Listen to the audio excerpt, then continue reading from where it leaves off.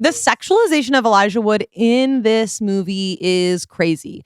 This is the thing that straight cinema is obsessed with, is having 6 people and pairing them off, whether it makes sense or anybody wants it or not. Jordana Brewster is like talking to him. She's like, oh, Elijah, like you saved the whole town. You're on the cover of my paper. And then he's like, yeah, babe. And like puts his hand on the small of her back, and then they like kiss and walk off together. And I go, in what world? In 2022, 2 writers came together to finish what Universal Studios couldn't. A cinematic universe of monster movies called the Dark Universe. After 3 years and 30 scripts, their project was finally completed. Now, in 2026, they're back to attempt what's never been done before, a completely original cinematic universe entirely in podcast form. I'm Dalton DeShane. And I'm Dylan Roth. And you are now entering the Pod Universe.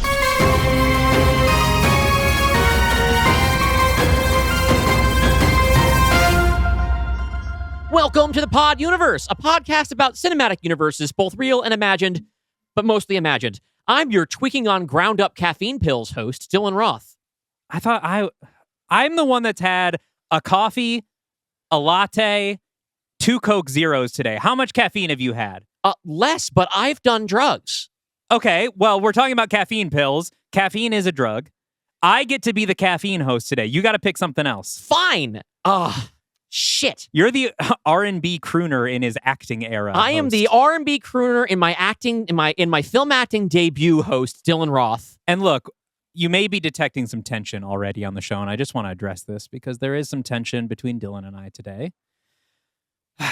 This is hard to talk about, but this morning I went out and I got a haircut because, look, it was a guest episode we're taping today. It's an all-video episode on YouTube. We had a guest in studio for the first time in a long time. I was like, I got to look fresh. I was looks maxing. And then I show up, and Dylan has also gotten a haircut and is frame-mogging me on my own show. My cortisol is spiked. My cortisol's through the roof. You see me as nothing more than a jester gooner, don't you? I mean, I think that probably the culprit here is all the caffeine, Dalton. I think that, if anything, that is responsible and not me. For the cortisol? Or for you frame-mogging me? For your think attitude, is your attitude right now, it's very hostile, and I think you're just a little too keyed up, and you should maybe do less scat next time. Easy for the mogger to say. Look, next time we do a guest ep, I'm going to come in with a few of my face bones smashed with a hammer. Okay, well, our guest this week, one of the reasons why we wanted to look our level is best clavicular. Clavicular the podcast is someone who is like actually on screen for a living. So we didn't want to look like podcasters in a basement in Brooklyn. And yet we do. Our guest this week is an actor and comedian who you may recognize from her recurring role as the fast-talking old Hollywood alcoholic Joan on the CBS sitcom Ghosts, or perhaps as Nadine from the Fox series Welcome to Flatch, or when she pops up in various other Paul Feig projects, or maybe you know her as Shigo from the live-action Kim Possible movie. Shigo. But you're definitely going to know her soon as one of the stars of the upcoming Netflix crime comedy Big Mistakes, alongside Dan Levy and Laurie Metcalf. Please welcome to the Pod Universe, Taylor Ortega. Hi, that was an amazing intro. Thank you. That was really thorough. That is all the prep that I did for the episode. Amazing. You're on your own. I'll see myself out. Welcome to the Pod Universe. I have been asking this of a lot of our guests recently. How well do you think you understand what this show is?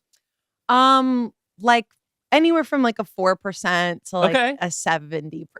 4 to 70, wide range. I think in some areas I really understand and I'm so prepared, and then in other areas I don't know. Josh Gondelman said 60%, so comfortably within that range. We're really similar. We're you definitely and peaking for at the 70%. And for the audience at home, what we do here is, on some episodes, Dalton and I are writing script by script an entire cinematic universe of imaginary science fiction movies. We cast roles with imaginary actors and then perform them actually ourselves as we read through the scripts, and we workshop them as we go. So it's a show about storytelling, and you also get the story. In between those episodes, we have guests on here we invite some of our favorite storytellers to plumb the depths of classic genre cinema and pitch their own remakes of those films to our imaginary studio. We also have cats. Hello. Yeah, sorry, we got distracted by Holly. She's sweet. So we invited Taylor Ortega here to pick a movie that she thinks She could do better. Yeah. Holly, we're trying to have a show right now. I'm trying to get her to talk into the mic. She's doing sort of a really dramatic, sort of just forehead to the mic kind of thing. Yeah. Yeah. Oh, now you talk. Now you talk. Okay. Yeah, well, maybe Mike's I'll not going to pick I'll that steal a little bit if it shows up on one of the camera microphones. Oh, there we go. We can I'll plug pop it in. in there. Those of you who are listening to the show on your podcatcher, you're missing out on a lot of cat action right now. Yeah. So remember, you can always follow us on YouTube as well. And you know what? While you're at it, smash that like button. Mm-hmm. Hype us up. There's a Use the with the hype button hype. that helps small creators get seen. Leave comments about how you feel about the cat. leave comments about whose haircut looks better. Don't do that. Don't do that. No, please never pit us against each other. It never goes well. Never goes well. You can feel free to answer Taylor. Taylor, your hair looks great. Thank you. I also just got a haircut, but I didn't want to jump on you guys. Yeah, I didn't want to you guys are having a whole thing about it. No, but that's okay. You're our guest. Yes. Okay. We're not competing with you. We're happy you're here. We both went in today and we said, okay, we need a haircut, but it does need to look worse than Taylor Ortega's. Yeah, thank you for doing that. Neither of you got bangs or anything. Yeah, so. yeah.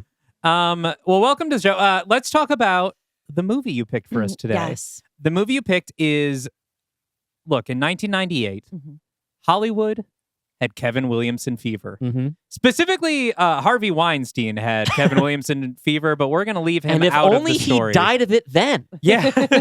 But yeah, Scream was a massive commercial and critical success and remains one of the greatest films ever made. And so to this very day, they found an old Alien script in a drawer somewhere by two writers who I don't want to dismiss their work. Yeah. They dusted it off and said, Kevin Williamson, please rewrite this and put your signature flair on it. And they made a little cult hit called The Faculty. The Faculty. What is your history with The Faculty, and why did you choose this for us today? Okay, I'll tell you my history with The Faculty. At the time, I was not allowed to see it. My parents had a lot of rules about what I was allowed to watch and also eat.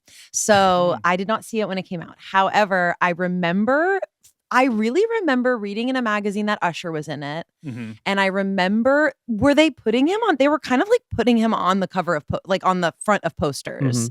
He's not in a lot of the movies. No. It's a pretty small role. They're putting him front and center on the posters. When I watched this, I didn't even realize Josh Hartnett was in it until I watched it. And my partner was like, oh my God, who is that? He's beautiful. I go, Josh Hartnett? Anyway, crazy to not know. And then I also remember they had really good, the trailer or one of the commercials was a teacher holding a coffee cup and their fingers were those, slimy little slug tails That's around the cool. coffee cup. I said, whatever this is, I'm going to be dreaming about it my whole life. Nightmares. Yeah, this was this Josh Hartnett's second movie? I actually don't recall off the top of my head. You know who would know? Patrick. I think his first movie was Halloween H2O. Yes. Which is Got another it. Kevin Williamson rewrite film. One of my favorite Halloween movies. And this was in the era where his hair looked like that. His hair is I've never seen this haircut. And I do think honestly, I think this could come back. It is like a regular guy haircut, except it flips at the ears a little. Yeah, Has little ears. spikes like Clarion We the should have Witch gotten Boy. the Josh That's Hartnett what we should have done haircut today. Honestly, I had enough hair. Yeah, If we this both morning showed I up- had enough hair. I had hair down. I had we hair scared down her. halfway down my back. I Oh could my- have done anything. I We should have blew done it. the Josh Hartnett. It's a really absolutely cool should have. haircut. Someone should get it. If I remember correctly, and normally I would look this up, but Dylan has stolen my iPad for the recording, so That's I'm going right. off the dome. So please fact check me if I'm wrong in the comments. I think he did it himself. Oh. He wouldn't let the hair department touch his hair. He did this himself. I love when actors do that. It's so chill and good. Because he knew it looked bad, but it was different, Right. I guess he thought it was going to be his signature. Josh Hartnett needed a signature Yes. thing that Yes. wasn't just his face. That's famously something women actors are totally allowed to do, is go in and not let people do their jobs. And be Yeah. like, I have a creative vision outside of my department. Yes, yeah. Would go over super chill, I bet. Yeah, it would be chill. Especially if you showed up with the Josh Hartnett haircut on the if you showed up to Ghosts with the Josh Hartnett. Well, I wear a wig on Ghosts. Oh, well, there you go. So one of That's a little bomb I'm dropping Whoa. right now. Breaking I wear a news. wig Some on major Ghosts. scoops here for all you ghost heads out there. Yeah. Well, is there a name for the Ghosts fan base? No, I guess like it's the ghost fan base. Ghosties. The ghosties. But yeah, it is a wig of hair that looks exactly like my real hair. Mm-hmm. We have been kind of dying for some press lately. Are there any other like exclusive, like big newsworthy things? Do you want to start like a celebrity beef right now? Oh, do I? Like, did you and Lori Metcalf like, you know, Can get you into imagine? it on set? I'm like, we don't speak off camera. I won't speak to her off camera. Yeah, get that Stranger Things drama. I know going. it's kind of a hard one to like have. I need to go to more events so that I can have some drama with someone. I just saw Hillary Duff on a podcast talking about her longtime beef with Lindsay Lohan from around this time. Was this maybe the a little podcast after. where she said that she supports gay ever since she found out about it? Oh, did she say that? Yeah, All so right. there was like a quote like that. We She was got like, Lindsay. We got not Lindsay. Well, maybe we got We Lindsay. probably have We probably Lindsay. have Lindsay got it, too. but we for sure have Hillary. It would be weird to find out that like Lindsay Lohan is really homophobic. I gotta listen. Girls lived a life. I'm Yeah. sure. I'm sure some gays were horrible to her. Okay, That's in right. Mykonos or something. Lindsay, if you're homophobic, we get it. Well, try to turn it around. Dylan just horrified. I'm Try to turn it around. I'm not allowed to speak during this part of the conversation. Yeah. So I'm just going to sit over here on my chair of straightness. Mhm. Yeah. Anyway, this cast is killer. Yeah. This is a Robert Rodriguez film that was Yes. almost Kevin Williamson's feature directorial debut, but he opted instead to do Teaching Mrs. Tingle. Ah, that movie we all know. Interesting. A lot of Yeah. about teachers. I remember that one too. Was that also a horror movie? No, it was like a comedy. It was Oh. sort of in a Heathersy vein, where it was like a kind of a violent high school comedy Okay. about a revenge scheme, and it was in production when Columbine happened, and then they Mm. reshot a bunch of it, and everyone hated it. Yeah. I've They're like, never they seen this stabbed film myself, Mrs. Tingle now. but yeah, Which another takes Kevin longer. Williamson, Kevin Williamson staple. Yeah, but the dude loves what happened to this man in high school? I don't do you know. think? I'm sure maybe let's get him on the pod. Back then, also, I will say they were putting Usher in a lot of movies for a couple seconds, and they were everything was about high school. Like we're Yeah. just Yes. coming out of that, but you could not watch a movie that wasn't about high school. This is the at time. WB wave, right? Yeah. Dawson's Right. Creek, Buffy. right? Yes. Which gave us Kevin Williamson on a grand stage to begin with, right? Mhm. We were getting a huge boom of television for Mhm. teens, which then leads actors to become bigger names. They can lead movies. You're starting to get the post John Hughes reaction to John Hughes stuff, right? Mhm. And I think that's part of the reason why so many of the actors in this movie were bigger after this movie. We were catching them at the It beginning is here. kind of crazy. Like they Yeah. all are big actors. I swear to God, I thought, speaking of Dawson's Creek, that Joshua Jackson was in this movie. He's not. Mm. Not for even for 1 minute. I used to get him and Josh Hartnett confused a lot. Really? Yeah. They're so Josh is- different. But we have here baby Elijah Wood. I know. Baby. We have Clea Duvall.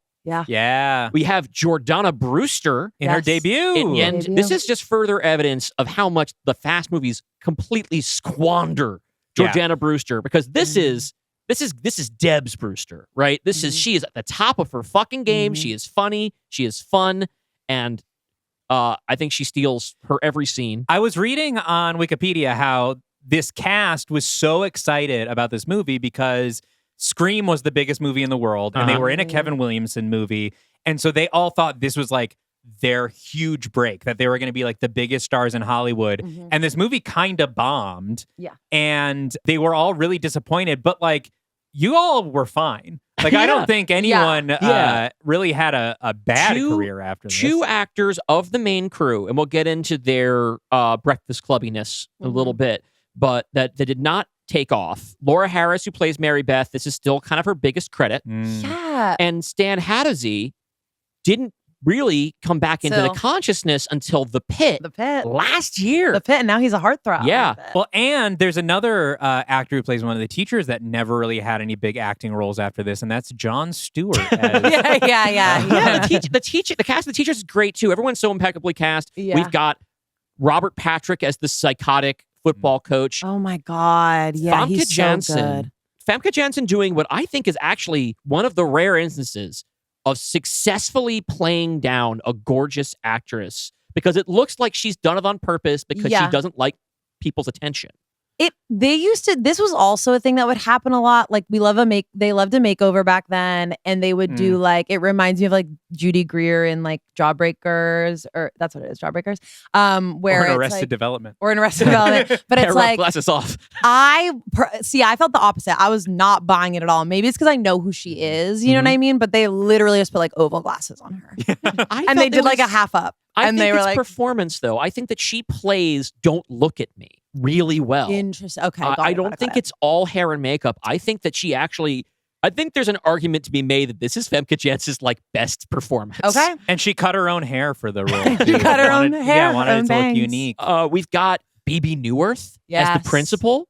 We've got Piper Laurie, and we've got what is a surprisingly small role, Salma Hayek. I know. As the school nurse, she does not have a large role, and she is wearing a lot of clothes for all of the movie, which I was surprised because A, 90s Salma Hayek, and B, Robert Rodriguez. Oh, yeah. That's true. That's the tie. Well, Salma Hayek is sort of, it's interesting when the kids are all in the same movie. The teachers are all in different movies. Yeah. You know what I mean? Like Salma Hayek's in a different movie than Famke Janssen is in a different movie than Jon Stewart is in a different movie. You know, like, but I love what everyone's doing. But Salma Hayek, I feel like she's in a different kind of thing. And she also probably is sort of like filmed for like a couple weeks and then was sort of like, I wonder what the rest of the movie's about. I didn't read anything to this effect, but I wouldn't be surprised if Robert Rodriguez got Salma Hayek on board with the expectation or the intention of casting her as the hot English teacher, and that somebody in the studio is like, no, for some insane reason, and then they pivoted, and he's like, well, I'm still going to cast Salma.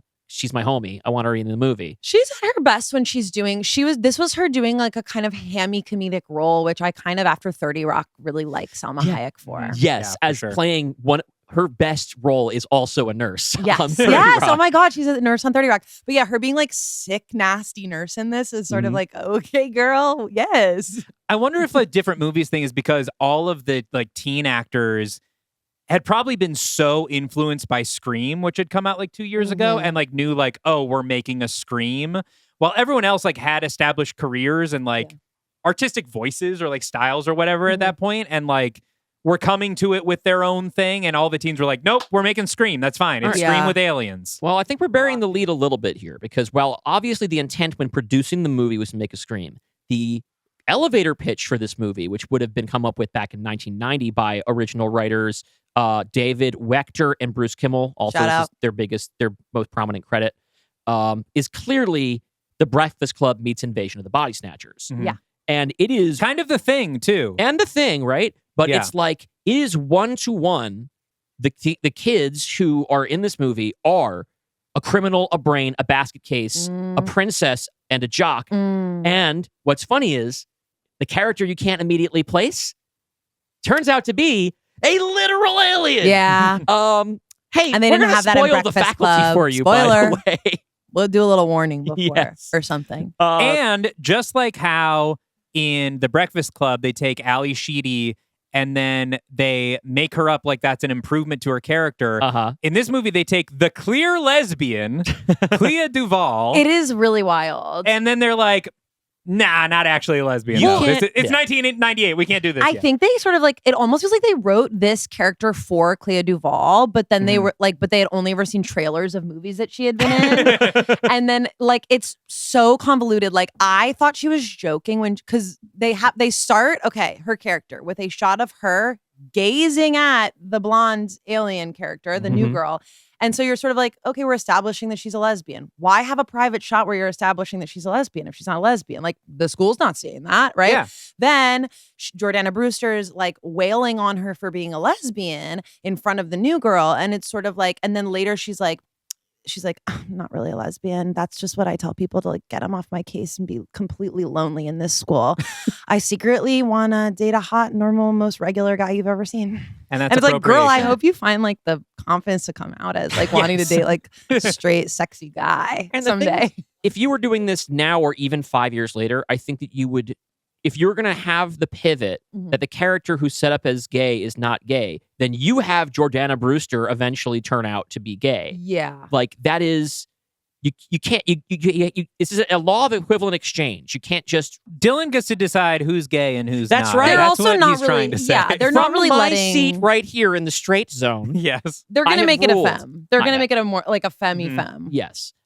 But I just think it's interesting that, like we give her the basket case character, we give her the makeover, and we hook her up with the jock who's smarter than he seems, who turns out to be actually a very honorable man who wants to be seen for. Which one is the jock? I haven't watched this in a while. Who Okay. is It's it? the guy from the Pit. The guy from And, the Pit, and let Stan me learn his Hattersy. name right now. And you know what? Let me learn his name. What is his name, Dylan? The character's name is Stan. And then who is the I wrote fine man Stan who plays Hattersy, him? and I'm suddenly terrified that I just wrote the word You Stan. did. I think it's like Sean. It probably is. Sorry, I really like your work on The Pit. Wait, Yes. And this film. the only And this film. actor from The Pit I know is Noah Wyle. Noah Wyle is not in this. But Not it in seems this. like the kind of thing he might he have was been. probably a on little- ER at the time or Yeah. something. And the Taylor, faculty. we got to get you on The Pit. I know. I just started watching it. I jumped into this season because obviously I have like friends who watch and stuff, and so they'll want to watch. They'll be like, "There's a new Pit," and so I'm sort of jumping in. I did not see the first season. I'm jumping in at the second season, so I'm up to these storylines. I'm playing the role of like, you're like your mom's friend that like knows you're like acting or whatever, and she's always like, I just started watching The Pit. You should be in be that. on The Pit. You should be on The Pit. You should do a Pit. You should do a Pit. I will say the Pit. I did learn some things about. So their set is a no sides set. So you don't have any script on you. You have to be completely off book. It's a lot of medical terminology. So they don't want anyone inside. And because it's I believe an active set, which means if they're not shooting it, I don't know if they're shooting it in sequence, but basically like if you're at your station while this scene is being filmed, you're sitting at that station as an actor. You're not like in a green room, you're not whatever. So you really wouldn't conceivably have sides. You wouldn't have anything. And you're sort of on all day and off book. You're on and you're off. Well, that's you cool. know? And they film the entire season in 24 hours in real time, right? Mhm. Yeah.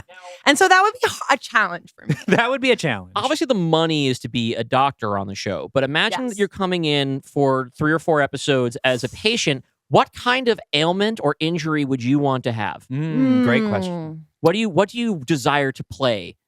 I would like bone sticking out or something like that. Even though I know that that's a lot of time in the makeup chair, those are my girls. So Yeah. I wouldn't really mind. And yeah, I would like bone sticking out. I would like something where they have to maybe cut me open, something like gnarly. that. Yeah. Yeah. I could play sad, sick person, but I think for me, it would be more fun to have that, like the visual of like something. The order is in. The gauntlet's been thrown. Yes. Wait, what about like the Pit season 3? Like you come in and like you've been infected by an alien that's like replacing you. Yeah. And so you have the weird little slug fingers like from the poster. The slug fingers. They That would be probably cool. won't get to that for like, God, 9 more seasons. in Yeah. the Pit. That'll He's be a not gonna crazy let that day happen though. for The a while. alien abduction day in the hospital Yeah. will be a busy Great one. Right now, the pivot drama there, is Dalton. yeah. Getting us back on track, Solid. talking about the faculty. So in the yes. faculty, in a plot that probably completely independently resembles a lot of stuff from Animorphs, there are teachers at this high school in Ohio who are getting little worms put into their brains that take over their bodies and make them into sort of a collective consciousness with designs on world conquest. Very Yerks. Which really, this would have been the perfect time for a Kevin Williamson Animorphs movie. That is what that is. Animorphs, they're crawling in and out of the ears. Yeah. Okay. The only hope that this school has is a group of wily teens who don't get along and aren't from the same social circles, and they'll have to band together and learn to trust each other. And in one of the most brilliant devices in this film, the way that they have to continually prove that they're cool is by doing drugs. Yes. Yes. And that's really like the biggest The Thing influence, right? Is when they all have to like prove they're not an alien. Yeah. But this time, instead of like the hot wire in the blood, Josh Hartnett sells what I think we're supposed to assume is like ecstasy or something. Or, Yeah. Some- or coke. It's an amphetamine. Well, it's Yeah. like mostly, he says it's mostly caffeine, like crushed up caffeine pills Right. and like household stuff. So it's like Yeah. huffing a little bit. It's Yeah, he's caffeine. basically But scamming it. He's but selling he's them in selling- pens, Yeah. in ballpoint Which pens. I think is so cool. Yes. I think the idea of inventing a drug and a delivery system that is completely inconspicuous in a school setting. He has those cool, crystal clear ballpoint pens full. A classic Bic. Yeah. Classic. A yes. classic, but one of the ones that sucks to hold. Like, not one of the nice, like the soft, round plastic ones. The one that's like a hexagon. And so Yeah. it gives you a Yes. callus. The blue one. Kind of sucks. Really hard. And they just pop it open. They sniff it. Sniff it. It's A lot, and it's a lot. It's a too. lot. It is like, if you were to turn it into a line, it would be like half the coffee It would table. be huge. Yeah. I don't know how people are doing this. Oh my God. Okay, I'm just realizing one thing I couldn't figure out. So these aliens are like really hot, not sexy, like they're sweaty hot Yeah. and they burn up the body, and so they're really thirsty. Okay. And so they can't, they discover at some point in the movie, obviously, that the caffeine is whatever bad for them. I could not figure out. So Josh Hartnett has two friends in the movie. One guy we've never seen. The other is what I have to assume is like a 19-year-old Danny Masterson looking absolutely 50. Okay. Alleged torturer of women and cult enthusiast, elderly Danny Masterson fiending for cocaine. Okay. And they clearly have been turned, his two friends, and they're like, we need more. But they were trying to get his stash to get rid of it. Yeah. Oh my God. Okay. Trying to get it away from it. I think a better actor could have sold it to me, Danny Masterson. Was it actually Danny Masterson? No, It was no. dead ass Yeah. Danny Masterson. So they have, one of the devices in there is that he has this homemade speed that is, again, mostly turns out to be caffeine. So he's every one of these characters has sort of a subclass, right? Like a secondary specialty. The criminal is also a brain, right? The Screenwriting tips. Pay attention to this, Yes. everyone out there. The criminal is also a brain. Actually, you know what? When it comes down to it, pretty much all of them are actually a brain. Except Screenwriting tip. Everyone is secretly smart. except for Yes. the athlete wants to be a brain, but isn't. He just wants to be normal. Everyone's smart but athletes, and that's how you write teens. Because like the princess in this, Jordana Brewster's character is also like she's very clever. And she runs the school newspaper. She runs the school Yes. newspaper. She is not just like the most popular kid, presumably, and the cheerleading captain, but she is also academic. Yes. The fact that her main focus is on the social hierarchy is just a way to easily classify her. She's got a lot more going on, and they all do. And she's not wrong. This movie really does. It teaches you two big things up front. One, football is important. Two, school is a business. School runs like a business. This is a capitalist society. School is a business, and the money's going to football, honey, because that puts the butts in the seats. All right. This movie is in some ways in conversation with Bottoms. Yeah. And it would be cool to see a sci-fi horror sequel to Bottoms. Wait, had didn't our- we write that? We had our chance. Yeah, we did that on the bonus We did a pod. horror. We did a horror take on Bottoms in one of the bonus on the bonus episodes. pod, yeah. And we also did a horror take on the Breakfast Club. That's true. We're really rounding out all our teen movies here. Next, we should do a horror version of Scream. Or a good version of Scream 7. I know that there are people in the Discord who are knocking around ideas for this is weirdly a timely pick, actually, Taylor, because Scream 7 just came out. Kevin Williamson returning to the franchise to direct a movie that none of us want to watch. And People will watch it. I've watched a it's- couple. I've danced through them. You know, I know I have not seen all the Screams. we're have big seen Scream You've seen fans. all We're- the Screams. we're Yeah, we've seen all the Scream Screams. Okay. We've punched out of this one primarily for political reasons. Which we will not ask for your comments No, on you don't because have we're to be good on record hosts. about any of this. Don't jump in. We're talking about The Faculty, which is almost Kevin Williamson directed. And I mean, how many movies? He hasn't directed many movies, right? He's done a handful. But Scream 7 is his first time directing a Scream movie. Yeah, the first time he ever directed a Scream movie, and it is, I think, his first big studio joint. He had something come out. No, he didn't direct that. That was just written. Yeah. So Maybe there's a a cameo from Mrs. Tingle in it. could be. Mrs. Tingle's played by Helen Mirren. I was gonna ask. Oh my God! Wow. So probably not. And I just then watched- they were torturing her. Has anyone seen the movie White Knights? No. No, who's in that? Taylor, you have to see White Knights. I'll watch. It is Baryshnikov and oh fuck, what's his name? I don't have my goddamn iPad. Oh, I thought it was gonna be. I'm done I thought with it was my notes. Go ahead. I thought it was gonna be like I white feel- chicks, and then you No, said no, no, no, no. This is- Baryshnikov, and I said, oh, 1985. I just watched this because white Sarah told me to watch it. I didn't know that he. This is embarrassing. I didn't know that he acted in more than Sex in the City. Oh yeah, yeah, Okay. and he's good. I thought he just danced and then did Sex in the City. So it's Mikhail Baryshnikov and Gregory Hines. Okay. Two amazing down, and the debut of Isabella Rossellini. Oh, wow. Oh my God. And young Helen Mirren. who I did not recognize till halfway through. But what it's about You were like, is Mrs. Tingle? What the hell? Mikhail Baryshnikov is like a famous dancer who fled the Soviet Union, and then his plane crashes in Russia. And so Oh, this is the movie. this is the movie. Oh. They take him back. And meanwhile, Gregory Hines is an American tap dancer who defected to the Soviet Union after Vietnam. This happens to like a lot of dancers. Yeah. So it is a political thriller about these two professional dancers in the Soviet Union trying to escape to America. It's not great. It is a very silly premise, but Listen, the dance sequences, they sound beautiful.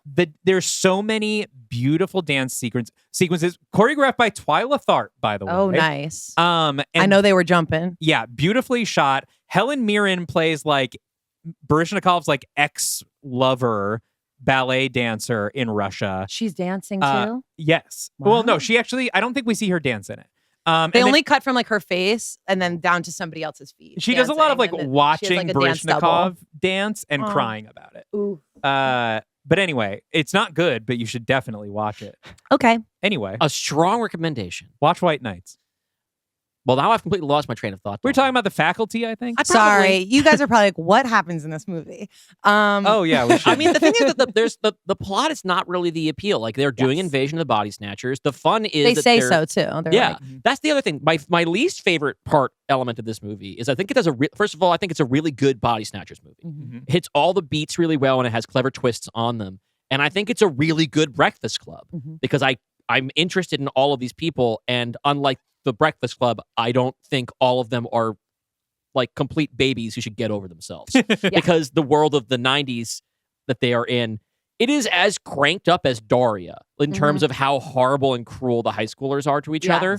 This really could have been a Daria episode, and Daria would be in the Clea Duvall role. Mhm. There's even a Yes. character Yes. whose parents are always in Europe, which is what Jane's deal is in Daria. But when it's trying to do the whole genre savvy characters thing, that feels tacked on to me. That's the only part of the movie where I'm like, oh, they're trying to do Scream, but for science fiction movies, it never really matters except for they get to presume a piece of information rather than actually learning about it. Yeah. What happens is that because Clea Duvall's character is a Robert Heinlein fan, like Mhm. she's a sci-fi novel expert. She's doing the Jamie Kennedy thing where she kind of outlines the rules of a Body Snatchers movie, and they talk about how, because in this case they don't have the excuse of the villain has watched the movie, they do the Unbreakable thing, or I guess Unbreakable is doing the Faculty thing with like all of Yeah, these movies. that's probably what it was. Yeah, all these movies are really warnings or designed to like put us off the scent to make it all seem so ridiculous that it couldn't be real. It's like it's a really big leap that you're making as a character for it to turn out to be completely right. Interesting. That's a really But big leap. teens would solve a problem that way. Yeah. Teens would be like, didn't we just read The Great Gatsby in English class? This is just like that. Does this movie, because I didn't rewatch it, does it have the classic Kevin Williamson classroom scene where the teacher is teaching about something that is just the theme of the movie? Does Jon Stewart's character teach them any? I mean, he discovers or they bring him the Yeah. bug, but do they? Yeah, I don't know if they do that. I don't think I don't know so. that there's any foreshadowing. There's not like a scene where I'd they're have to go talking about back. like identity in No, the here's what they novels do, of- and maybe yeah. we can connect these Ditto. dots. Famke Janssen's character, the English teacher, is teaching about Robinson Crusoe. And the discussion is about what is it that Crusoe fears. And Josh Hartnett's character is talking about how what Crusoe fears is isolation, which of course he uses to make masturbating jokes. Yeah, this is exactly what I'm talking about. But Mhm. here's the thing: that comes back around a little bit at the end about the appeal of a hive mind, but it's not nearly as much of an on the nose type thing Well, yeah, as they 'cause- do in Scream, yeah, which they only do because of Halloween. it's not as on the nose, but like the fear of isolation is part of the horror of the Body Snatchers thing, that you are the Right. only one that is left, that everyone else around you has succumbed and Okay. that you are I was alone. thinking that if we were really trying to really playing that really hard, it would be a class that it would be a discussion about conformity versus independent thought. Mm. It doesn't go that. No, it's not that Kevin on Williamson, the nose. more subtle than that. Uh-huh. Marginally. Marginally. So yeah, the plot is pretty boilerplate stuff. They start taking over more and more people. Eventually, some of them in their little circle get infected. There's the CGI big space worm at the end. 1998. Honestly, better than I thought Yeah. it was going to be. I actually was kind of like, that looks disgusting. That's pretty Sure. good. Like, I thought it was pretty good. Anytime there was a close-up of the practical alien, I loved it. Mhm. Practical, yeah. But you couldn't make the practical alien move the way that thing had to move. Yeah. Back in the days when they were still mixing practical and CGI without then just touching up the practical with all CGI effects anyway. Those Yeah, were the this is days. still like, it's not with the kind of budget that like a James Cameron movie would have, but this is still like fitting into my favorite era in Hollywood effects, which is you are using practical stuff whenever you can, and then you are going for broke with the digital stuff because it's a new toy. Yeah. Yeah. And that's Robert Rodriguez. Yeah. Yeah, that's his playground. Good fit for this. I think this is a pretty good looking movie, I think. I was going to say, you brought up how M. Night Shyamalan was cribbing from this for Unbreakable. Accusation that you it's not- slung. But also, I don't think he did it on purpose. Signs. Maybe he did it on purpose. Signs just inverts the caffeine water thing. How Oh my God, this M. one- Night Shyamalan loves this M. friggin' Night Shyamalan, movie. which makes sense. This seems like a movie M. Night Shyamalan This would is comfort love. watch. He loves stories about stories. But this is a movie where the aliens need water, and so dehydration kills them. In his movie, they get killed by water. All he right. did the classic Dalton They're DeShane thing of both- taking a movie and being like, They're what if we just both reversed it? riffing on probably on the War of the Worlds thing, where the simplest thing Yeah, is the that weakness is. for the. But the thing that they eventually have to do is in order this movie has Lost Boy rules in terms of killing the monster. You kill the queen, and then everybody else gets to go back to normal. Mhm. And again, this is a thing that they presume based on a book that they read that is labeled fiction. But it turns out to And be they're co- like, anyone who's probably wrote a fiction book probably experienced it in real life, and then probably nobody believed them, so they probably just like wrote a book about it and said it was fiction. That's what happened to L. Ron Hubbard. Oh, that's true. That's true. Danny Masterson gave them that one. He's like, I got a book for you guys. It's $45. So they have to find out which one is the alien queen, defeat the alien queen, free all their friends and loved ones. So they can go back to normal, and this just becomes an X-Files episode. It just feels it's so specifically a product of this time. I haven't even mentioned the soundtrack. My first exposure to this movie was the soundtrack album. I had the had the CD? I had the CD of this. Wow. Does That- Usher have a song on it? no, Really? I don't think so. He should have done an end credit song like Will Smith. All right, well, because the thing is that most of the songs Yeah. on this soundtrack, not all, but Mhm. most of them, or the highlighted tracks, are 90s alt bands covering classic rock. Another popular thing for 90s high school movies to do. Oh, that sounds fun. Like with Letters for Cleo doing established classic rock songs 1 year later in 10 10 Things. Things I Hate About You. Yeah. There was a band that was put together just for one song. The version of Another Brick in the Wall that is Yes. track one on this, and one of the big opening credits tune is from a band called the Class of '99 that is a super group with members of Rage Against the Machine Whoa. and the drummer from Rage Against the Machine Oh, okay. and a couple other folks. I don't know their names. And then there's this is my first exposure to the song Alice Cooper's 18, which is funny because it's performed by Creed. Hell yeah, brother. But there's also there's a Jesse Malin song on here. There's it's a cool soundtrack. I liked it a lot when I was a kid, and I didn't ever see the movie at that point because this movie came out. I was You weren't 7 allowed I was either. 9 years old. Oh. I was not allowed to see this movie. Me Yeah, I probably too. saw this when I was in high school, I think.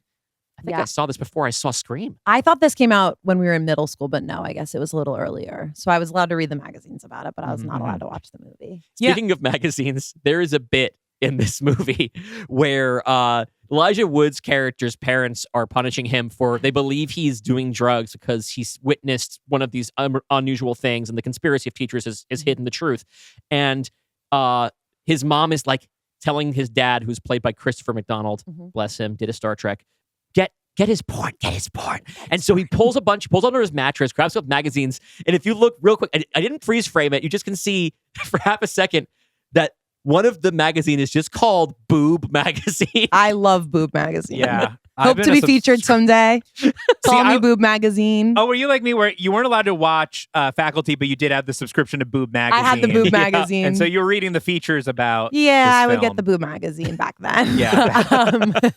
Back when I was 8 years old, Boob Magazine. Yeah, I was getting Boob Magazine delivered to the family home. We used to be a country. We would hide it in the woods. The sexualization of Elijah Wood in this movie is crazy. The jump scare at the end and this is a thing that like straight movies, that's all movies, but this is a thing that straight movies, that straight cinema is obsessed with, is having 6 people and pairing them off, whether it makes sense or anybody wants it or not. And at the very end, not earned, completely unearned, Jordana Brewster is like talking to him. She's like, "Oh, Elijah, like you saved the whole town. You're on the cover of my paper."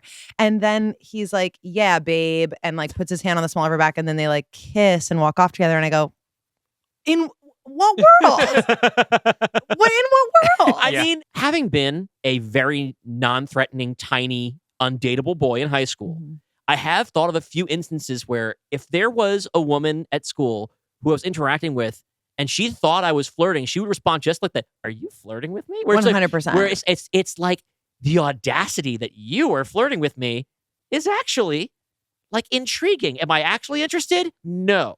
But I'm impressed that you would have the gumption. Do you think then if you had saved the town, maybe like I wouldn't have saved the town. Okay.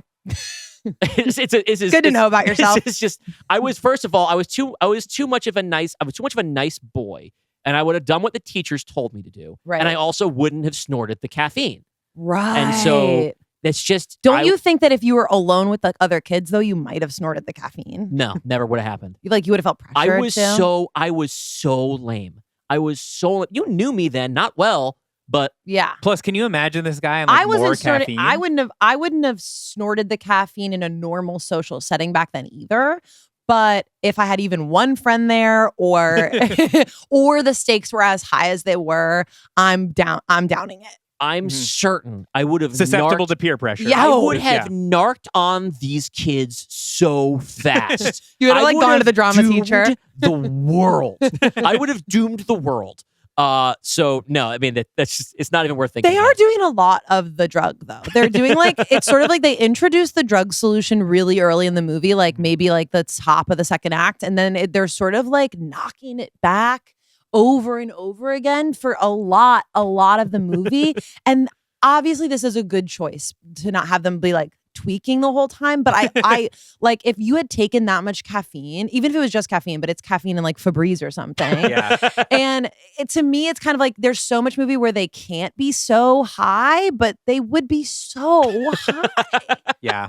They do run around a lot. They know? run That's around. really nice to be. They're barely sweating. Yep. I will say I fell in for a second to a rabbit hole on my iPad because I saw Kevin Williamson's Wikipedia page recommends that you read this profile of him in the LGBT magazine, The Advocate. Okay, because Kevin Williamson is gay.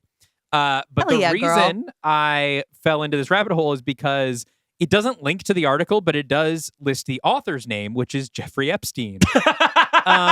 I didn't know you wrote for that publication. Yeah, to the best of my knowledge, he didn't. Probably a different I would Jeffrey know Epstein. if Jeff Epstein Well, had died, we know he okay? wrote a lot of emails, so who knows? He could have written a couple articles. Oh my God. But That guy was he's not literate. That guy was Poor typing. copy editor. Oh my God. Yeah, That guy was typing. editor doing a lot of work. Like I was looking at it because one of the things I like about this movie is this era gave us a lot of the Williamson alikes. You know, we obviously from Scream we got I Know What You Did Last Summer. We got Halloween H2O, which was sort of deliberately going for the Scream thing, which is why they had Williamson rewrite the script. But all of those are like slashers. Like mostly what we learned, what Hollywood learned from Scream was like slasher. And it's kind of cool and novel to see that formula applied to a alien invasion movie, which then when this bombed, you know, clearly Hollywood was like, oh, well, we'll never do that again. Let's greenlight more I Know What You Did Last Summer movies. You know, and but I kind of prefer this. Like, I kind of like this better. I like the big reveal. I like that it's kind of gross. It kind of reminded me, there was a movie that came out a couple of years later that was, I think the last people saw, that was called Slither. Yes. Yes. And they James had, Gunn. yes. And they had those nasty like worm thing, Yeah. just that really, there's something about it. And it was probably seeing the trailer for this movie that put it in my brain. And then I went, Yeah, Slither was great. that's disgusting. I'd like to see more of that. Well, speaking of seeing more of that, we are going to take a quick break. Cool. And then we're going to come back and hear Taylor's pitch. Oh, yeah. For a modern remake, which also, by the way, is apparently in the works. Really? Wait, what? They're remaking The Faculty? Hell yeah. What? They announced this in 2025. It might be the kind of thing where they like announce that they're You working on a just script and it never happens. Text my manager. Yeah, I was like, let's- Taylor, you know, I heard they're making a new Faculty. You should be in one of be those in it. You should be in The faculties. Let Faculty. me see. Faculty remake. Who Who is- is like, what is that? Get me in that room. Who is making it? Who is doing it? It's on the Wikipedia page. It's gonna be Kevin again. It's also occurring to me that like they did this movie, which now we look at and think, oh, it actually has a lot of Animorphs vibes. This is a Dimension film, which was a Paramount, owned by Paramount, who also had the rights to Animorphs on television at the same time. Okay. So today they would have just made it an Animorphs movie, I guess. They said no one else will be doing the slug stuff. That's us. So Rodriguez is set to produce with Hell yeah.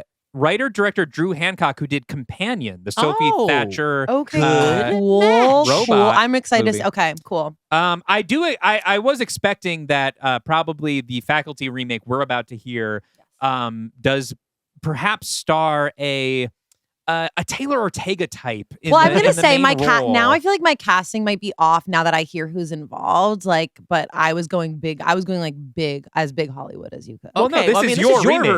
version. The Companion guy can go fuck himself. You're doing Okay. your own. We're Okay. scooping him This on is this. yours, We're yeah. gonna get yours made first. Okay. Thank you. Yeah. Well. Okay. All right, so we're going to be right back, and then Okay. we'll get Taylor's Mhm. pitch for The Faculty 2026.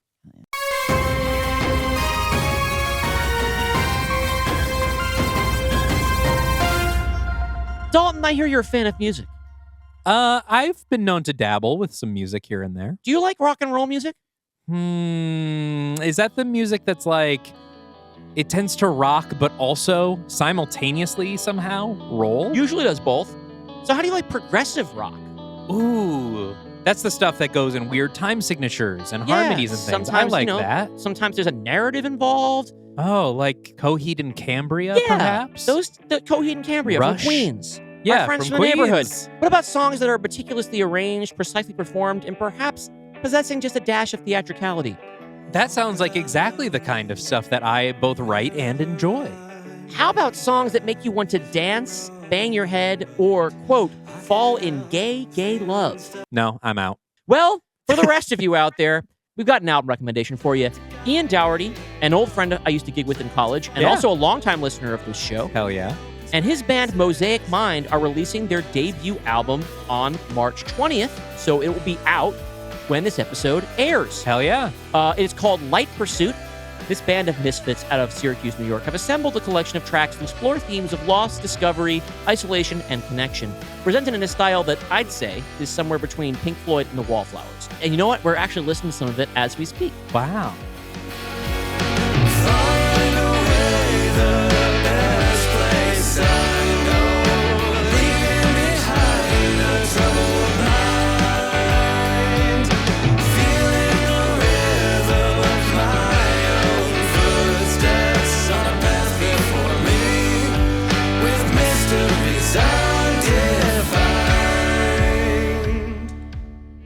Sincerely, Dalton, I think this record would appeal to fans of your music. Yes, for sure. It Sounds is like it. slick, it's catchy, and what it has in common most with your latest record and mine is the sense of defiance against despair.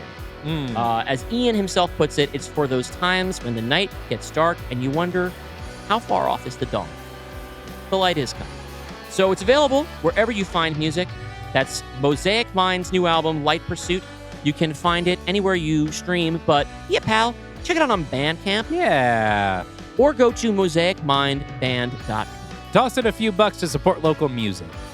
And Not if you're in local to you. if you're in Syracuse or that part of New York State, It it might is be local local to for you. you. Maybe they're playing a show near you. You can check that out.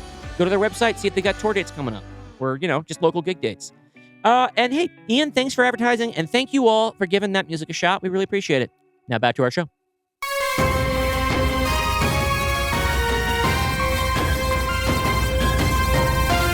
All right, we're back with Taylor Ortega. We're going to hear her pitch for a contemporary remake of The Faculty that will be completely distinct from the actual remake of The Faculty that we just learned was under development. And actually, if it's not, that gives us some legal opportunity too. Yeah. Because we're going to get this out there. Mm-hmm. That's true. Yeah, like whatever we do here, you have to mail it to yourself. Okay. That's the way. We're going to press it onto a Bluray disc for you. Yeah, and mail It'll it to be in yourself. 4K. I don't know how to You're going to get the watch- good okay. stuff. Criterion level copy of this episode of our YouTube show. New cat appearance. We've got Ween in the mix Was now. it lap time? Was it Ween before or was it Holly earlier in the Holly episode? They've both been around. Yeah. But You guys are so sweet. he doesn't know what podcasting is. Thanks He's for just- stopping our show dead, You Ween. guys are so sweet and cuddly. These guys are just so You're thrilled so lappy. whenever I'm sitting still. Oh my goodness. This is why I could never have a cat. Don't know how to do it. That's why you can have some. Okay, so here's the thing. When I'm watching Mhm. this movie, something I'm noticing, Yes. the thread that I'm pulling, okay, Mhm. is that dang, these bugs are so thirsty. Mhm. God, they're thirsty. They're chugging water. Who does that remind me of? Mm. AI? Also a oh my God. thirsty Timely. bug. We're entering a water crisis. Okay. Mhm. So, yeah, there's a really unsettling scene early on in the shower with the Pitt and I swear to God, I'm so sorry, with the Pitt and an elderly teacher who it doesn't take. The bug just doesn't take. The She's too Terminator? Is old. it Terminator Coach? No. We're talking about the guy who's in Sean. the pit. The character's name is Stan. Stan. And so he, this old receptionist comes in and her body is being just like melted apart. Oh, I forgot And that part. yes. And so I do think that as much as I love slimy bugs, I do think we have a real opportunity here to tell a timely story about AI. And so are we talking singularity? I guess probably we're talking an AI singularity Sure. that infects first the faculty, then the students of this school. But who's in the cast? I'll tell you. We just touched on this, by the way, in our last Pod Universe entry, Late Adopters. Yes. Yeah. There was a cult that was obsessed with the AI singularity. Was it not the Heaven's Gate cult? They were just computer programmers. They were not AI singularity. I don't think obsessed. they were AI singularity Okay. people. We talked on the They last were a little episode like kooky corny. about the Zizians, who are kind of a cult that's obsessed with the AI singularity coming. Interesting. Well, they're gonna love this movie. They I are. hope y'all are still alive and you didn't do one of those. They are on the run and wanted for many murders. Dang. You know what? They've got YouTube out there on the So, road. yeah. If you guys are seeing this, This is for you. don't do that thing yet. Cut it out, okay? Don't make any big group plans until you hear this, okay? Okay. So I'm thinking cast, I'm thinking who should it be?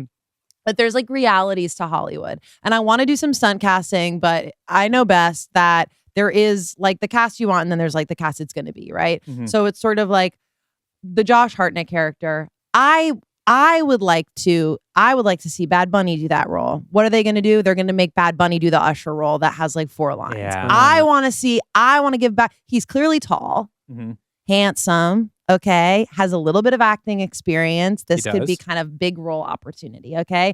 But they're not going to do that. They're going to make him do the Usher part, and they're going to do Jacob Elordi. I do want to say, so Bad Bunny is playing a high schooler in this? Yeah. Okay, just checking. Yes. So Bad Bunny's Um, going to play a high schooler, but they're going to make it be like Jacob Elordi for that. But I Okay. would like for it to be Bad Bunny. Yeah. I would like to go in a different direction with it. But however, I will take him in the Usher role because that's what they're going to do. I think He Elijah also, like, his English isn't the strongest. doesn't matter. I'm not worried Okay. about it. I think he Fine. could do half of it in Spanish. I Yeah, don't that's think it fine. matters. I just don't think it matters. I think they'll see the whole movie in Spanish. It'll See be if I can- half in Spanish, and we won't subtitle it because you should know Spanish. Yeah. Also, it's kind of like watching Industry. You know what I mean? Yeah. Sometimes I think at this point, if you're living in America and hearing people speak Spanish for you is not a little bit like watching Industry, where it's like, do I know how finance works? No. If I get the show rolling and I start watching a bit of it, am I kind of like I get enough to know. Is that what industry it's about? I never knew what industry. It's a finance financial industry. Yeah, Okay. and it's like, I still don't know what a short is. We're seasons and seasons in. But it's like, I know enough to know when the big moments hit, I'm like, yes, okay, we're all on board with Shorts this. are the platform you're watching industry on. Got it. Okay. the little 30-second chunks, yeah. Yeah, so I think he could do as much of it in Spanish as he wants to. We'll get it. I think we'll all get it. I'm not like even worried about that. I think if you're worried about it, you're missing plot. Okay. Okay. Elijah Wood, I think that's got to be one of the Stranger Things kids. In fact, we could have it be the 3, 4 of those boys, 5 of those boys. You could rotate them throughout the film. They're going to play high school available. till they're 60 years old. Yeah, get all 4 of those kids and just rotate them out for the Elijah Wood character. I don't think anyone's going to notice. Stan, same guy. Same guy. Let it be the guy from the Pit. I like him. I think it's like, I think people are really fiending for him right now. He's having a moment. He's having a moment. He looks, I think it's one of these also rare things. Like I think he's in his prime right now, like hot guy prime. So yeah, he's really grown into himself and I would love to see him do this role again. It has been almost 30 years since he the looks faculty. amazing. Well, we were talking a little bit, and we were just kind of like catching up about this. How like Noah Wyle it's like he's hotter now than he was when he was the hot young doctor. This guy's gone through the same thing. Yes. Yeah. Wait a second. It's almost like that's the rule, not the exception. Hey, are we getting older? Is perhaps that painting our perception of people? Oh and my their God, I relative didn't even hotness? think of that. I'm like, Elijah Wood is disgusting. I would never. He's 16. I go, ew. It's like, yeah, we hope. Yeah, we hope for that for you, girl. Okay, Mary Beth, who is our like, this is difficult because they're gonna give it to Sydney Sweeney. And I know what you guys are thinking. She's already too much of a sex symbol. She can't be demure for like and it's like, it doesn't matter. It's going to her. So just get over it. I would like to see SZA.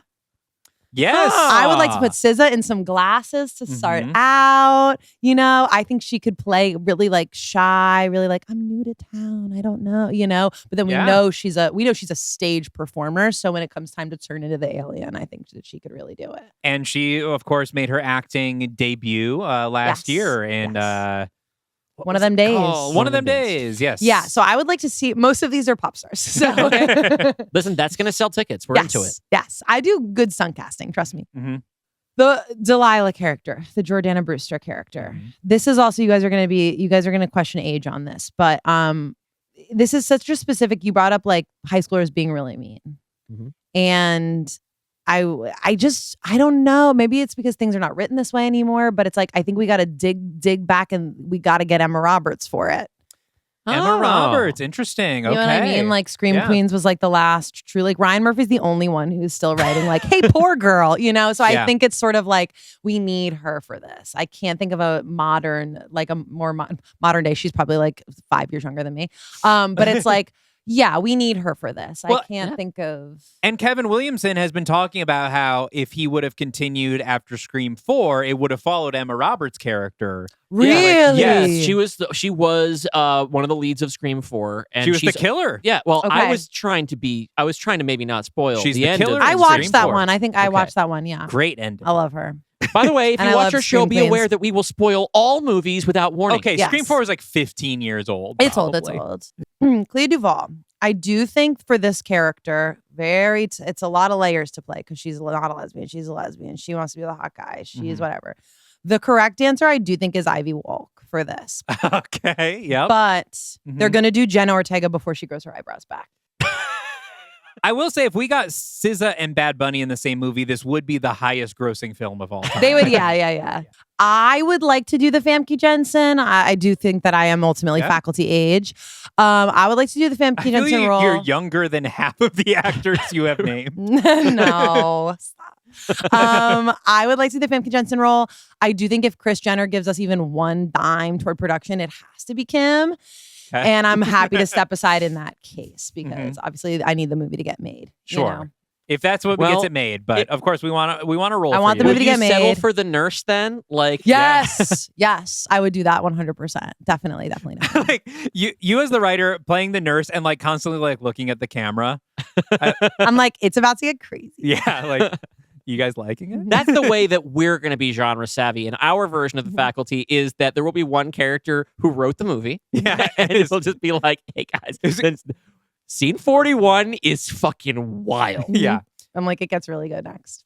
I do want to ask the Jon Stewart role. Yes. For like a comedian who's not really an actor, but does sort of make an appearance. Not really sure why.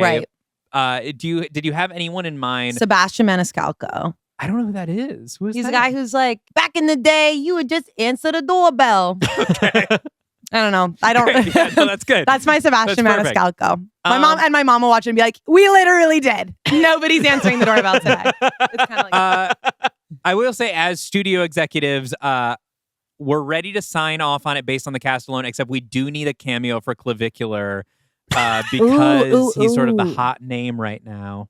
I want to put him behind Bad Bunny as one of the football players, but it's like, I sort of know he's going to want to speak. No, he just wants to look good. He doesn't want to speak. What if we have him play what the alien looks like an alien for? Yeah. Oh my God, that would be an acting challenge. Well, we do need to hear, because now that we have our cast Right, there's no established, alien. We're doing this with the AI. let's It's get AI. into plot ideas. It's AI, yes. Okay. And what does that mean exactly? So in this one, they have a new student comes to town. She's the one bringing the bug. She's the one bringing the virus. Okay. She's the one whatever. I think we still need to make it like a human character. If it's our Mary Beth, if it's SZA, right? Okay.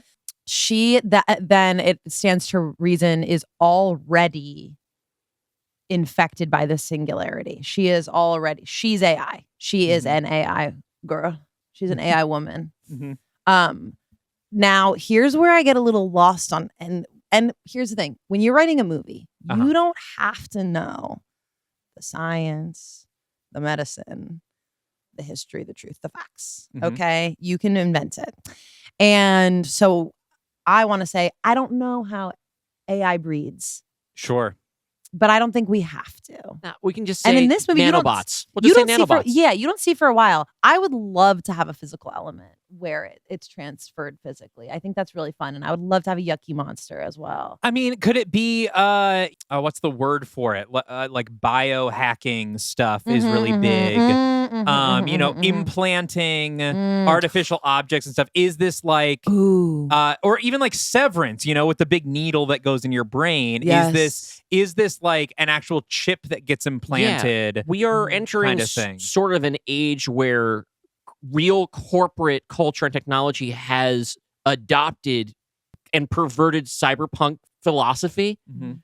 Almost everything you can think of has been a Black Mirror episode, but the notion of there's a smartwatch replacement, right? But is directly implanted that is not supposed to actually hijack your brain. It's only supposed to respond to your feedback, right? But it's insidious.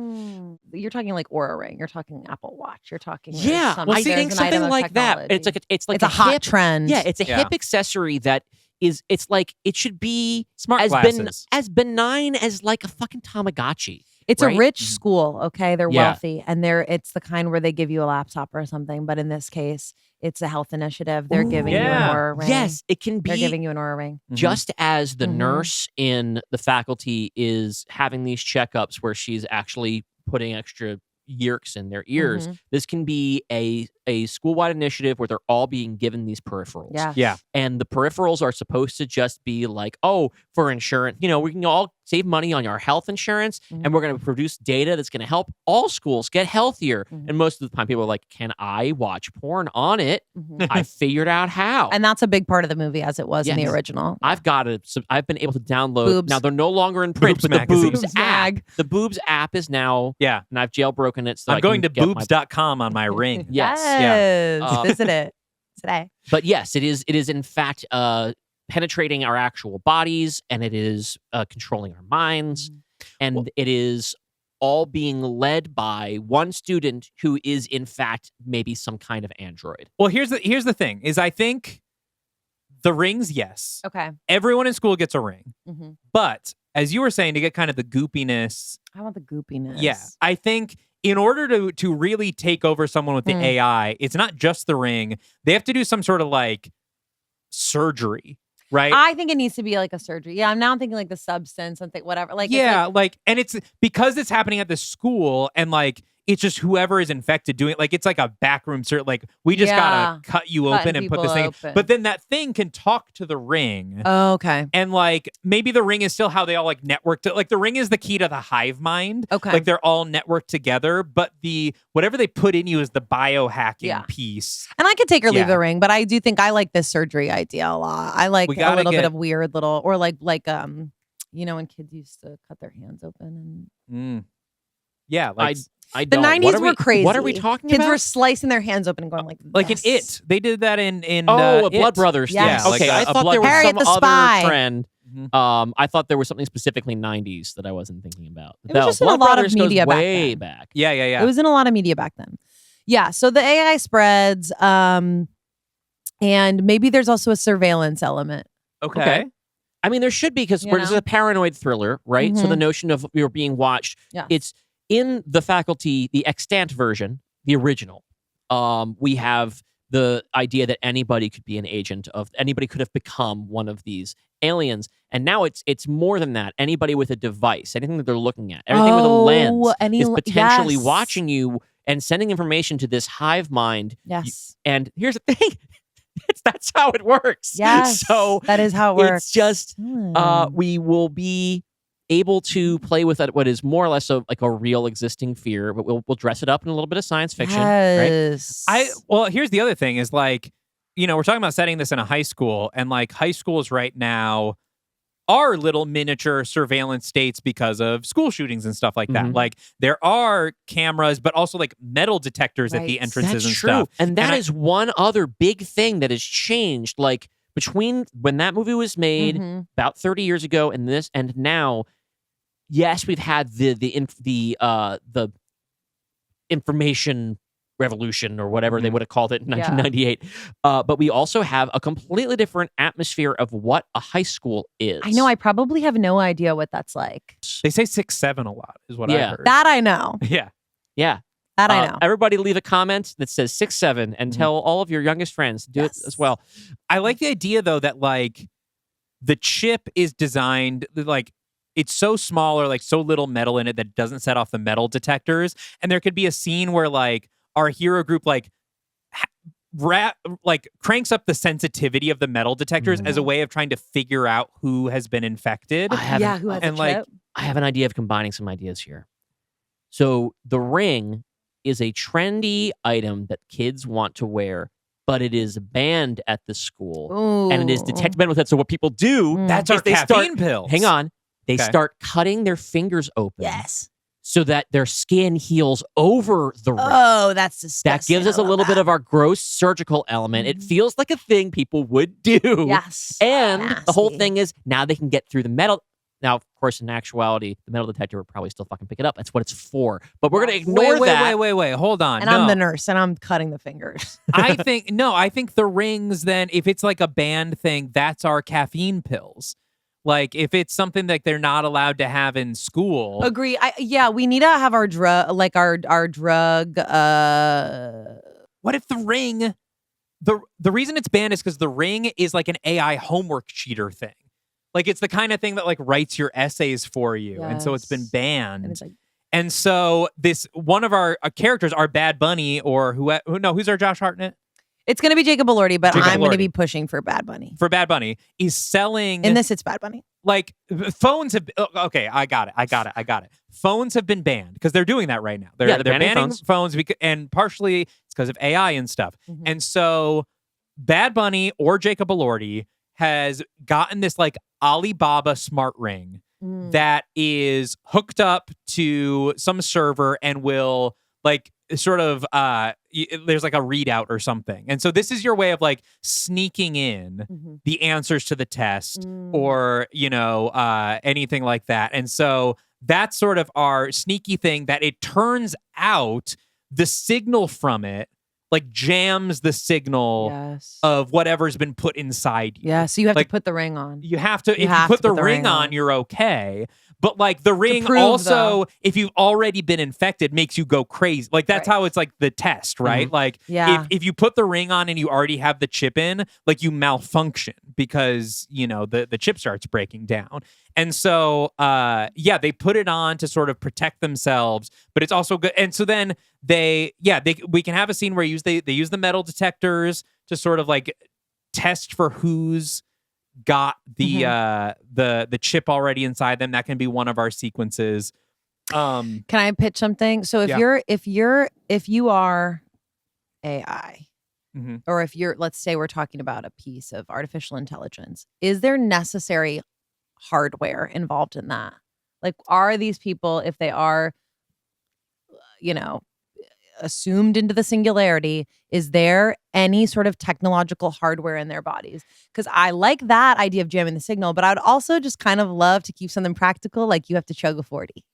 And I like that more because, first of all, I think it's a way to honor the original. I think it allows us to continue to have some of that body horror element you were talking about that you wanted in this.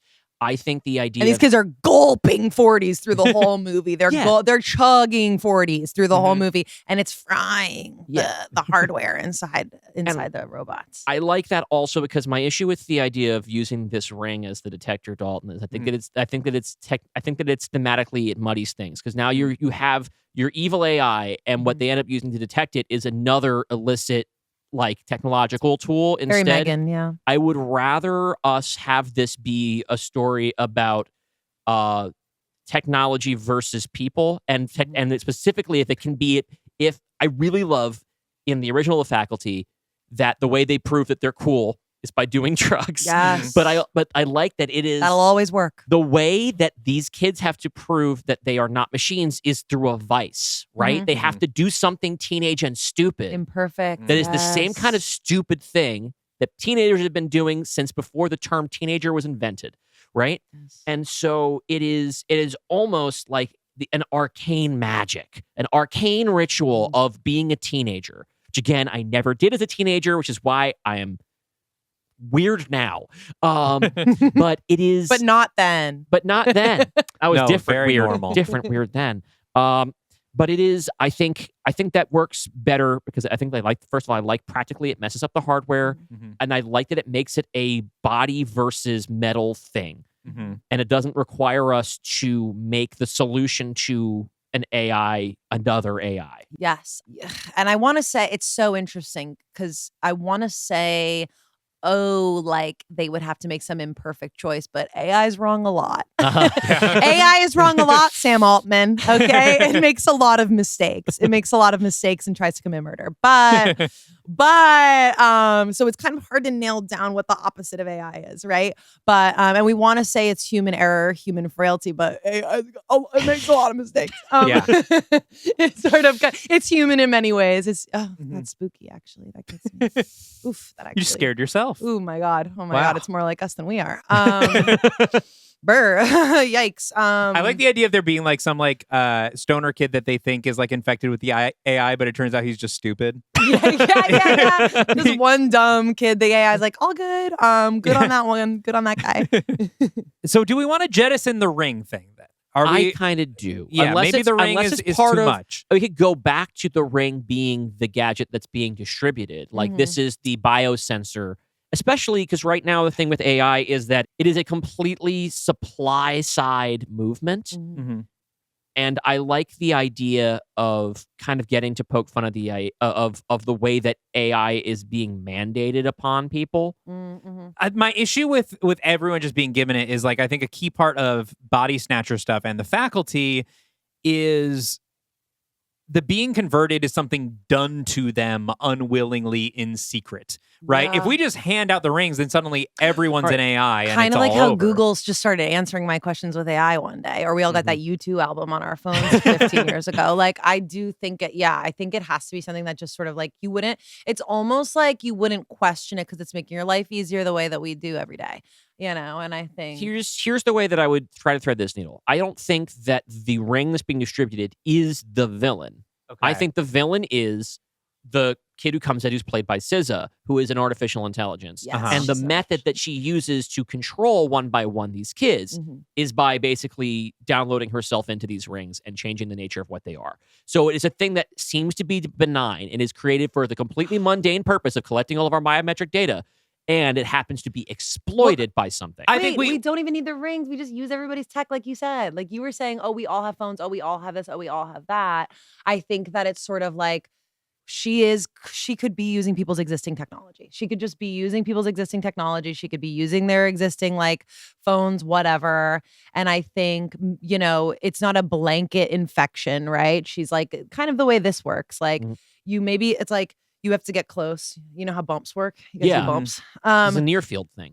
So maybe it's that. Maybe it's just like with technology, getting close to people's technology. That's how she's sort of spreading it. Okay. All right. Because they're not all, they have to do their little. So one of the ways this is being spread is, so the people who are most married to their phones are getting reprogrammed first. Yes. And our main characters are all people who have been separated from the technology for different reasons. Someone's grounded. Someone's a Luddite. Exactly. Someone loses her phone all the time. She breaks it in the first 5 minutes of the movie, that kind of thing, right? Yes. So you have your character, your basket case or whatever. If you're going back to the classic or the criminal or whatever, going into our classic Breakfast Club group, cannot afford to get the phone replaced or fixed. So she's going to have to just go without it for a while, right? Which ends up being something that makes her really useful right now. One of them is, like you said, grounded, can't use it.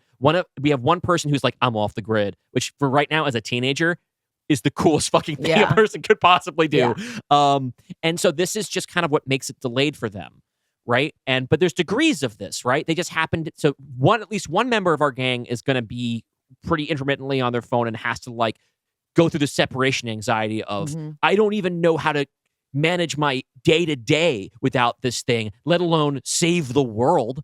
Like, I don't know what fucking time it is, guys. Yeah. I do want to point out that I think we are missing a key part of what makes the faculty, which is the faculty. Oh, that's right. Like the idea here. Oh, I haven't forgotten about them. Because the idea here, right, in the faculty is that it's the teachers, it's the staff that are like it does eventually get to the kids, but I think the whole sort of selling point of the faculty is like it feels like adults are aliens. What if they were? And right? A teacher encouraging you to use your tech, use your phone in class. Weird. That's kind of suspicious. So I think where we can come back to an idea that we had. We were talking about it being a phone ban. Yes. The people who get to have their devices in the beginning of the movie are the faculty. Right. So, Yes, so here's what I think the sort of order of operations is.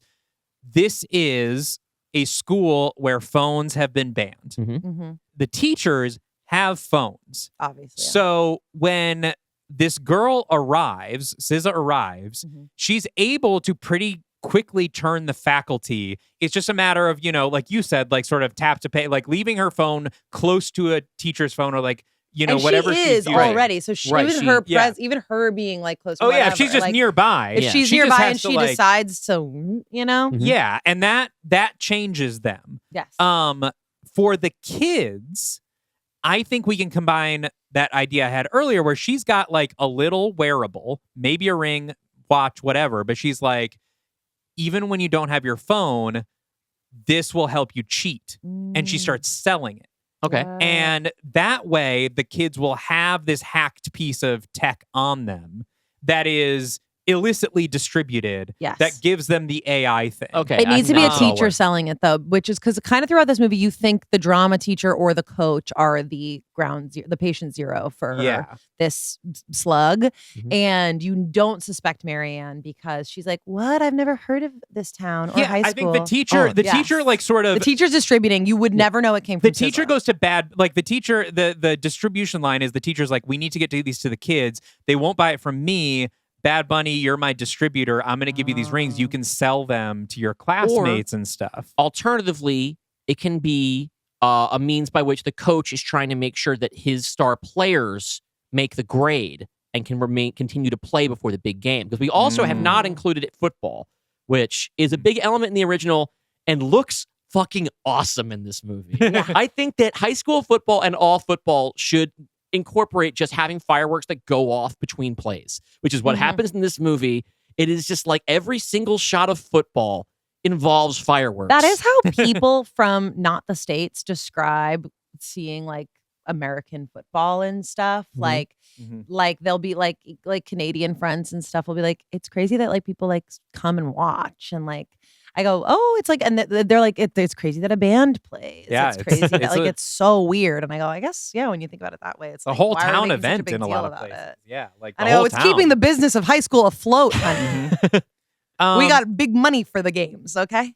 No, I like that. So like maybe the coach gives it to like the star quarterback to start giving to the other teammates, because then it kind of trickles down from the teachers are infected to the jocks are infected, and our sort of group of misfits or whatever, or like, and our one jock can be the smart one who's like, I don't need it. I don't do that. I don't I want to cheat. make it on my own. I want to make it on my own. And so he's our character within the football team that is not infected because he's the good boy. And he'll like, see the behavior change in his classmates.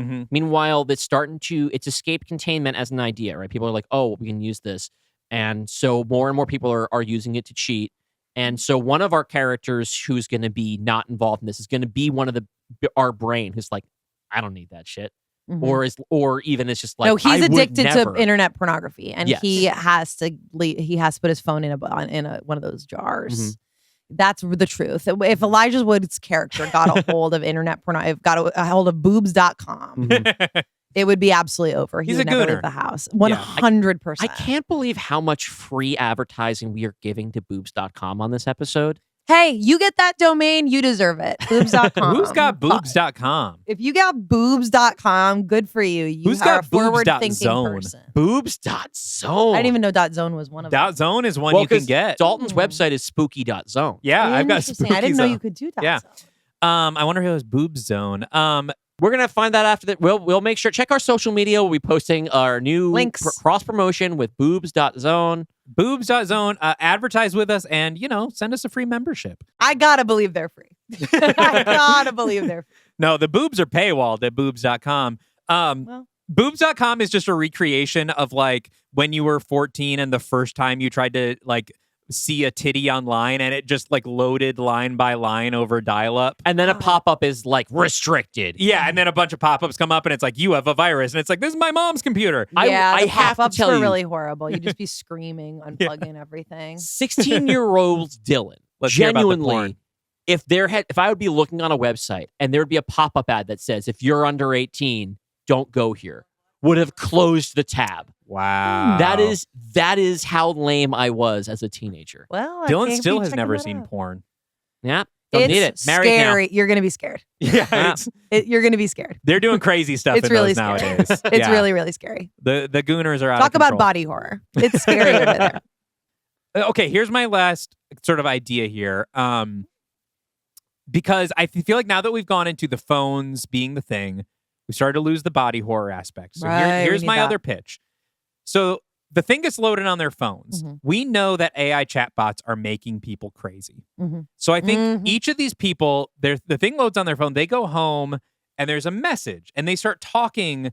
They're like entranced by this thing on their phone and it gives them instructions It's SZA. to like cut themselves open. They have to go to like a place in the town where these chips are held and they do the surgery on themselves because they're convinced, they're entranced by like, and it can be like some, there's And everyone's some got like sort of weird, like Yeah, like, it's little like- so they've got- Frankenstein. Then we can be Yeah. together if you put Yes. your it's like the They're seduction. putting hardware in their bodies. Yeah. And so stuff. one of the things is like we can play with some of that body horror of like maybe there's like a scene where our jock character is like in the showers with the football team and starts noticing scars on everybody, like fresh Yes. scars in different Yes. places on everybody. And they're all becoming like servers for her, essentially. Yeah. She's getting smarter the more brains are hooked up. And Yeah. eventually she'll just be everywhere. But she's like, I didn't get that much smarter with the jocks, so I do need to expand my reach because that didn't actually teach me too much. You're so mean I'm to so the jocks. bitter Yeah, about the my jocks high are the school best guys. experience. That's what the whole movie is based on. That they like literally are the most rocking guys. Yeah, the lesson of this movie is jocks are cool. Haven't we been nerds talking drool. now for a decade Like- about how nerds suck so much? Like what the and hell? jocks are like different. They suck Yeah, differently. nerds don't even look at porn because they're like too afraid of the consequences. No, they're too They don't busy do making a drugs. computer wife for everybody who drinks all the water. They are evil. Come on. Yep. People never are like, hey, don't bully nerds because one day they're going to be the best man at your wedding. No, they go, don't bully nerds because they're going to be so successful that they're going to control the wealth and take all the water. People have been telling you that, well, not in such specific terms, but people have been like, they're going to be your boss someday and they will be a cruel master. Like that really has been one has ever, and maybe we have to be keeping them underfoot. Yeah, because now they're all in the Epstein files. I mean, do you know who's like rarely do it? And not to say that there aren't like, jocks type guy. Like there's terrifying jocks in the world, 100%. Sure. All men can be scary. There's a scary version of every man. But I do think you ever just meet like a handsome, simple guy who's never known pain.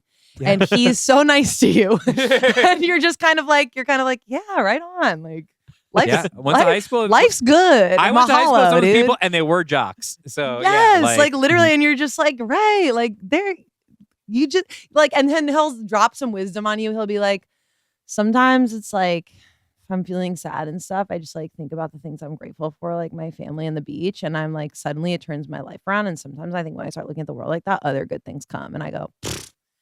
That's the simplest shit I ever heard, but if it's not true, it makes you think like I have been overcomplicating things. Like, yeah, it can really be that easy. He's like, some people don't have my blessings, and I'm like, yes, yes.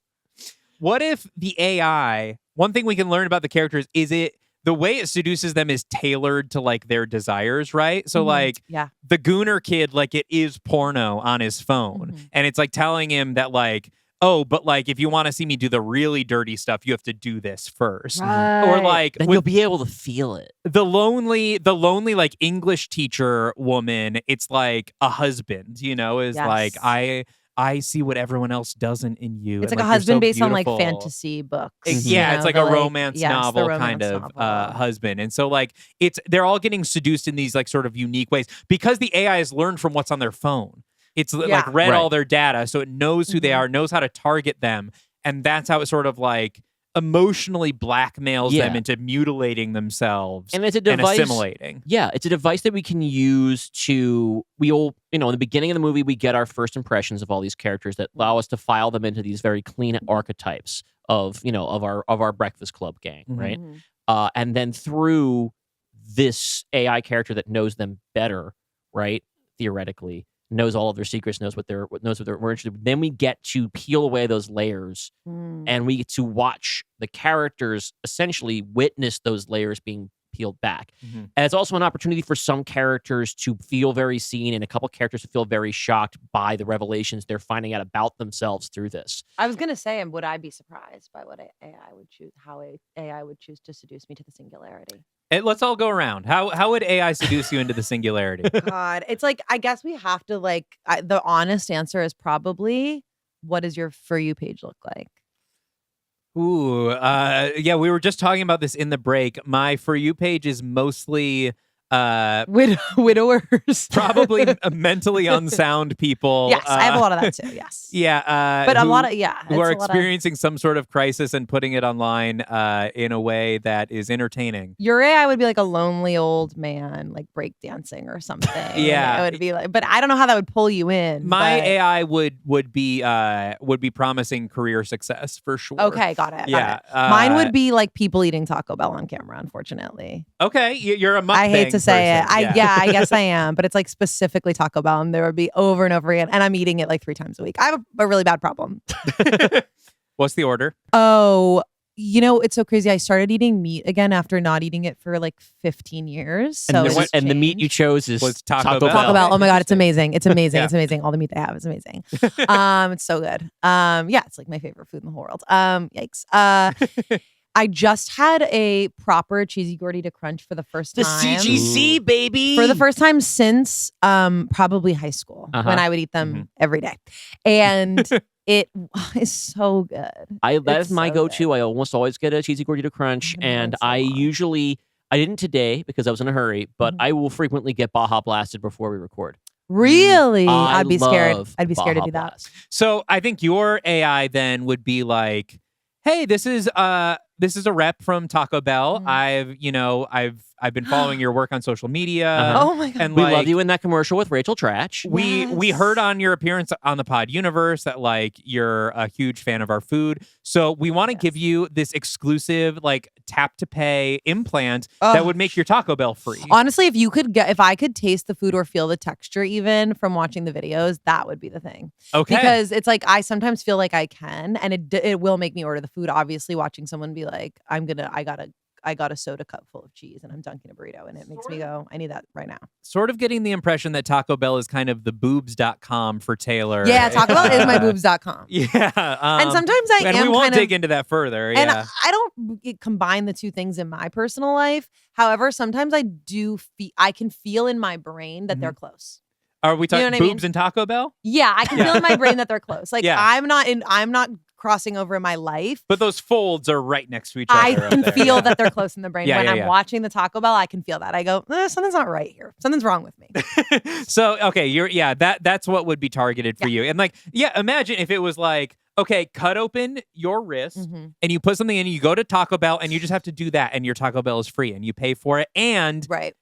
when you touch that when you're at home, you can taste the cheesy gordita crunches. Oh my you know? God, forget it. Okay, I'm in. I think that you have to patent this technology. that. Never mind that you don't know how it works yet. Yeah. Just file paperwork. Not to mention 30 Rock twice in one recording, but I do. There is a technology they mentioned on the show where she's Liz Lemon is asking Jack Donaghy like to make something where like if you see it on the show, like you can buy it. Like if you're watching Sex in the City and you have to have Mr. Big Spaghetti. And I'm like, yeah, that's how I'm watching TV for sure. Okay, the funniest thing about Reels, we were talking about Reels in the break, and like all these Reels from non-content creators, just like people living their lives. I love real people on the internet. I miss it. I think I Yeah. miss it so much. But it's so funny when it has shop the look in the I corner. know. It's And like I don't know if that's a setting they enabled or if Instagram just does it automatically, but I'll just be watching like an old man mumbling for 3 minutes the and look. it will say shop the look and you tap it and it's just like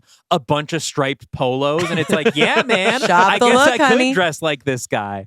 Dylan, how would the AI get you? That's probably some weird sex thing. Yeah, my because you refrained from watching porn for so long. Now you're Yeah. cramming it all I mean, in. it is all it the is weirdest kind of like stuff. how I grew up without video games in the house. Yeah. And then none I ever. left for college and immediately bought an Xbox and stopped doing my homework. Okay. Yeah.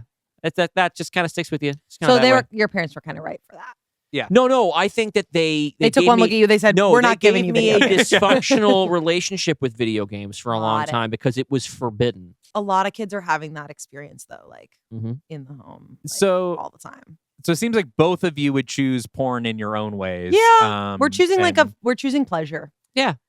and that's the faculty. Yes. 2026. Yeah, I think we got this. Other than if you want to pick a director that we want yeah. that you envision doing this. Oh my gosh! Wow, that's a good question. Yeah, who does a lot of like tech sci-fi? That would be good for this. You know the writer director of Companion. Wait, now hold on. Now there's something there. Here's the thing that is that that's what Actually around. could fit. Yeah. I'm trying to think about like That's good. If he does an AI version, he could because I mean, of- it is kind of a clue in a way.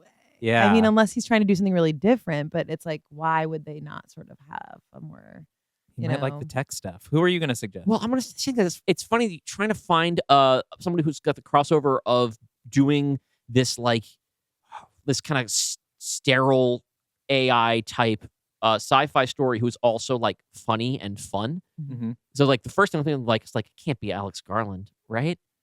I mean, the Bone Temple. He wrote the Bone Temple, but he didn't direct the Bone He Temple. already Nia made- DaCosta made that movie fun in the. I feel like he made Ex Machina, and that was kind of his statement and on it's- AI. He's just kind of he's just a little bit too cold of a fellow. I think I was going I to love him a lot. This movie is warm. It's sexy. It's Yeah. fun. Okay, it's young. It's fresh. Yeah, it it's is. It is alive. very. maybe we do get Caroline Farge for this. I mean, or what's her name? Seligman. Emma Seligman. Emma Oh, Seligman. yes. Because we are. I feel like that's obviously Bottoms is a lot more broad, but like Shiva Baby is not. right. Yeah. Oh, she can do. I mean, this is somebody who dances the comedy and thriller line so beautifully that it actually is a really that's an inspired choice. But this would be a little broad too, right? Yeah, this would be a little definitely be broad. campy. And a lot of actors do make the transition to directing. Taylor Ortega, would you step behind the camera for this one? Yeah, if I'm not playing the nurse. Well, no, you're playing the nurse. Okay, then Small I'll enough role, do you it can direct anyway. yourself Yeah, for those I'll do 10 it minutes anyway. screen Yeah, time. sure. Okay. I'll do All it. right, cool. Yeah. And then you can just call up Emma for advice. I'll if you need go. it. Yeah. Wait a minute. Sometimes when I'm going in front of the camera, I get confused and lost, trying to get back behind the camera. Yeah, I keep looking at the camera directly. Sometimes I find myself just walking around it in circles. I'm just waiting for somebody to call cut, and we just spend the whole day. We ended up doing a 2-hour take. People thought we were doing a oneer. Yeah, that's cool. Is there anything else you want to add to any extra spice you want to throw on the goulash? Is there anything else you were hoping to get out of this film? I would love to shoot it close to my house. Great, perfect. Speaking of M. Night Shyamalan, right? Just shoot it in Philly. I want to right? shoot it close to my house. I don't want to go too far. I don't want to be out there, late. I don't want to have a long commute. In actuality, we would probably want to shoot it at the American High complex in upstate New York. In upstate New York, yeah. But- Actually, yeah, that would be great. Not very close to where I live. But An American High production of The Faculty. If we're shooting in New York, can maybe Dylan and I get a role in this film? Oh my God, absolutely. We're putting the cash up. I would. Well, you can put me in the role, the cameo that Harry Knowles has in this movie. And You what just is give that? it to me. What is that? You don't want to be in the Harry Knowles What role. is that cameo? What is It's just a large man in the who's a film critic that people used to get to say nice things about their movie by putting him in it. There are so many He's sex pests involved rigged. in this film. That's rigged. Wait, hold on. We got Harvey Weinstein, exec producer Of this film. Oh, yeah. of the Faculty. Didn't know that. Not the new one. Well, but the original. Well, It's a Miramax movie from '98. It's a Miramax movie. I was loving those back then. Yeah, I mean, everyone was. But Harvey Weinstein, Danny Masterson, Harry Knowles. I'm saying this is an improvement. It's a scary movie. You put a different, less creepy film critic in the role. Okay. That used to be that guy. Yes. And you don't even have to give me any lines. Okay. I'll just be there so that a couple people will be like, hey, that's an unknown film critic, right? Yes, it's an Easter egg, if you will. Yeah. And what are you thinking, like the Jon Stewart role? I would love the Jon Stewart. Okay. Penny I didn't Eye. know the Jon Stewart role was up for Any of the grabs. roles are up okay? for grabs. You Yeah. named a comedian. Of course I want the Jon No, Stewart. I wanna role. get- I named someone, but I You don't know that did. he would want to do it. Yeah, I want to get stabbed in the eye with the pen. Okay. Yeah. Here's the thing. All right. So in this version of the movie, like how they split Jacob Marley into 2 parts in the Muppets Christmas Carol, there's a pair of conjoined twins. Sure, why not? Who teach this science class. Yeah. And they Sure. each get stabbed in the eye once. At the same time. At the same time. Yeah. And that's allow a it. film. All There right. we go. It's a wrap on The Faculty. I actually think this could fit in the pod universe. It kind of could, especially because the ongoing story that we're doing in our universe called the Pod Universe. Most recently, Dalton had an installment called Late Adopters that is a madcap post-apocalypse film about the life after quantum computers ruin everything. But yeah, I feel like there's a degree this actually could fit in our continuity. Yeah. Yeah, I mean, the only thing is, we give the chipset was made by Alter or whatever. Yeah, let's make it by one of our shadowy tech companies. Our tech companies. So that's a thought. So yeah, I think we can greenlight this. I think this would be a fun addition. I think it has the potential for broad comedy, but I think we also nailed down some solid plot beats that would make for an effective sci-fi thriller. Amazing. This passes the big checkpoint for our show. If no, I want to watch that movie. Can we make that movie so I can watch it? Yeah. And this is why we have Hollywood celebs on the show, because they know how the industry works. They know how to tell a story. Taylor, would you like to plug anything for our audience? Where do you want them to find you? I mean, God, I never want to steer anyone to my social media because it gives me a stomach ache. But that is where I'm going to be. I have some very fun, exciting things coming out. Big Mistakes is coming soon. Can't tell you exactly when, but it is coming very soon. So keep an eye out. What's it about? Tell us. It is about 2 siblings who just get mixed up in sort of a crime lifestyle that they never wanted to sign up for. One of them has a stronger moral center and the other doesn't as much. And you can guess which one I am. And and they sort of end up having to repay a debt to a crime enterprise. And yeah. Hell really yeah. fun. Very active and fun and thrilling and insanely well acted. And I'm not even talking about myself. It's a really amazing show. And when we mentioned that on our Discord that you were going to be on the show, we had a lot of Ghosts fans that were very excited. Yes. They loved your arc on Ghosts. Yes. So you can check out Taylor in the CBS sitcom Ghosts. Yeah, thank you for coming on the show. Thank you so much Yeah. for having me. And we want to let you know about what's coming up on the podcast. We, of course, are in War of the Worlds mode. That's we are right. furiously writing as you're listening to this, trying to get the script done before my wedding. Yeah, but you know what else is happening? Dalton and Sarah are getting married. Actually, in fact, as you're hearing this, I think you and I are on my bachelor party. We're in Chicago right now. Yeah. Living it up. Living the sweet life. We just doxed ourselves. You'll now be able to, if you're in Chicago, you'll obviously be able to find us. One of the ways that we're planning on buying Dalton and Sarah a little bit of extra time to enjoy their wedding and not have a ton of work to do is I am planning to do an episode with substitute co-hosts about a script that I am writing with my friend Andy Webb. That is a romantic comedy that we are describing as My Best Friend's Wedding Meets the Terminator. So that is, I think, the next scripted episode that's coming up will be that. My plan for that is that, Dalton, you set up the mics and then you can just like walk away and you don't have to do any work. That's my dream. Episode. Can I do that for every episode? You don't have to. It will be me and Andy and perhaps a third voice, and you don't have to think about it at all. But first, I think in 2 weeks we have another guest. Is we that correct? do. We have Pete Volk, currently of a PV Guide, one of the very first sponsors. I think the very first sponsor of our show. Wow. Formerly of Polygon, and he's going to be on here pitching a movie for us. So we don't know a movie yet. Actually, I think it might be in my Blue Sky DMs. Interesting. Yeah, I believe he's chosen his movie. Well, it'll be a surprise. Follow our socials and you'll find out what. And then, maybe we will have Hard Reset after that, or maybe War of the Worlds. We don't know exactly. It really depends on how schedule's quickly we get it done. We just want to make sure we set realistic expectations that we're trying to maintain a healthy work-life balance. But I do think... And a work-wife balance.